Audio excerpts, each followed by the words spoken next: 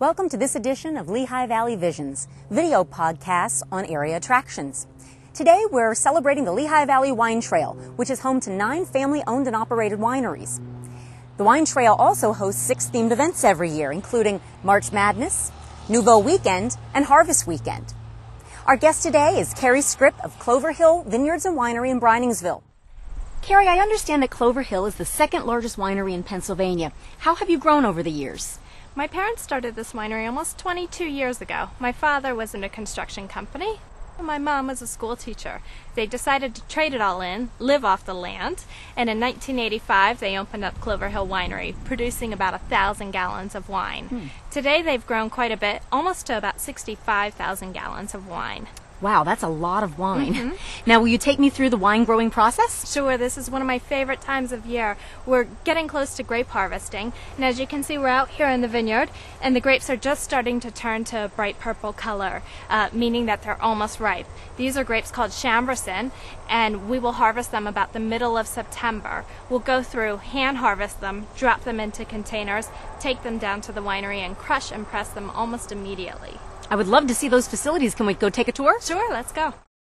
We bring all the grapes back to this location. We'll start by putting the whole bunches into our press, where we can do as small as 50 gallons up to 1 ton of fruit in this press. There's a bag inside the press that will inflate and deflate to ever so slightly crush and press the grapes. The juice will fall down through the slots and be pumped up into one of our fermentation tanks.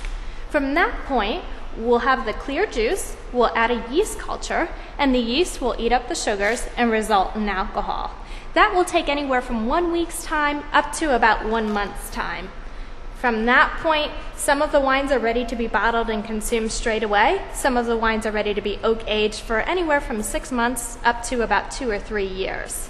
I'd love to see the barrel room where you do the aging process. Can we go there next? Sure, let's go. Great. Okay, so here we are in the barrel room. What kind of wines will I find in these barrels? What we have in this barrel is a 2006 Cabernet Sauvignon. It went into barrel in May of 2007 and will stay here anywhere from about 2 years for further aging to pick up more aromas and flavors. From that point, it will go to be bottled and ready to be consumed by you. That sounds good. Now, how would you define Clover Hill's winemaking style?